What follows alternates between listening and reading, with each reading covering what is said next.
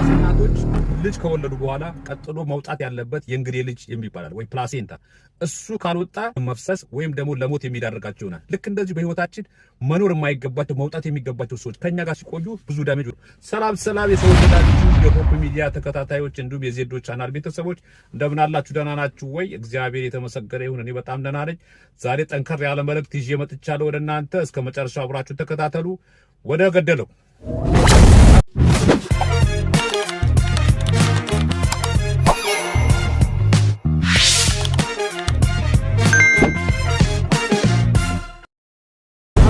በህይወታችን በመንፈሳዊ ጉዟችን ውስጥ ትልቁ ጠላት የሚታይ ጋኔን ሳይሆን ሳይታወቀው ውስጣዊ ማንነትን የሚያደርግ መርዛማ ሰው ሊሆን ይችላል። እነዚህ ሰዎች ልክ እንደ እንግዴ ልጅ ወይም ፕላሴንታ ይመሰላሉ። መውጣት ሲገባቸው በውስጥ ከቆዩ መንፈሳዊ ደም መፍሰስ በህይወት ይጀምራል። መርዛማ ሰዎች በዙሪያ ሲኖሩ የምታስተውላቸው አደገኛ ምልክቶችን እነሆ። የጸሎት መጥፋት፣ ቀድሞ ለጸሎት የነበረ ጉልበት ይዝላል። ምክንያቱም የነሱ ንግግር ሐሜትና አሉታዊ ጉልበት ኔጋቲቭ ኤነርጂ መንፈስን ይወርሰዋል ወይም ይሰርቀዋል። የቃሉ ጣዕም መራቅ፣ መጽሐፍ ቅዱስ ስታነብ አይገባህም። ምክንያቱም አይምሮ በነዛው ሰዎች በተፈጠረ ውዝግብና ጭንቀት ተሞልቷል። ደመነፍሳዊ ክርስትና፣ ወደ ቤተ ክርስቲያን ትሄዳለህ እንጂ አታመልክም፣ ታገለግላለህ እንጂ ጸጋ የለህም። ይህ የድርቀት መጨረሻ ነው። ለምንድን ነው እነዚህ ሰዎች ገዳይ የሚባሉት? የእንግዴ ልጅ በሰውነት ውስጥ ሲቆይ ወደ ባክቴሪያነት ተለውጦ መላ ሰውነት እንደሚመርዝ እነዚህ ሰዎችም ካልወጡ የክፋት ዘራቸው ወደ አንተ ይጋባል። አንተ እንደነሱ ማማት፣ መጠራጠርና መጨነቅ ትጀምራለህ። ፍሬ እንዳታፈራ ያደርጉሃል። እኔ የወይን ግንድ ነኝ፣ እናንተ ቅርንጫፎች ናችሁ ይላል ጌታ። መርዛማ ሰዎች ግን አንተን ከግንዱ የሚለዩ አረሞች ናቸው። አረም ሳይነቀል ስንዴው አያድግም።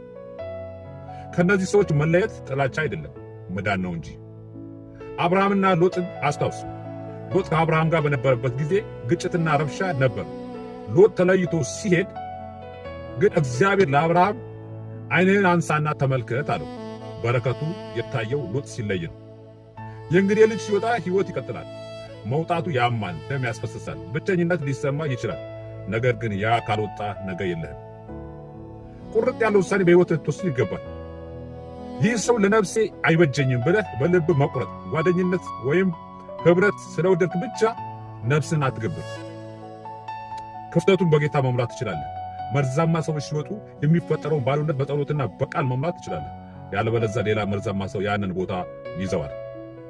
ጌታ ሆይ ስለለየኸኝ አመሰግናለሁ በል።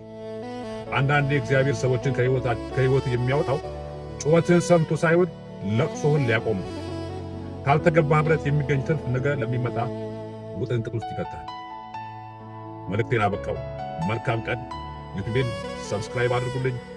ቲክቶክን ፎሎ፣ ኮፒ ሊንክ የሚደረገውን ነገር ሁሉ አድርጉ። ወዳችኋለሁ። መልካም ቀን። ሻሎም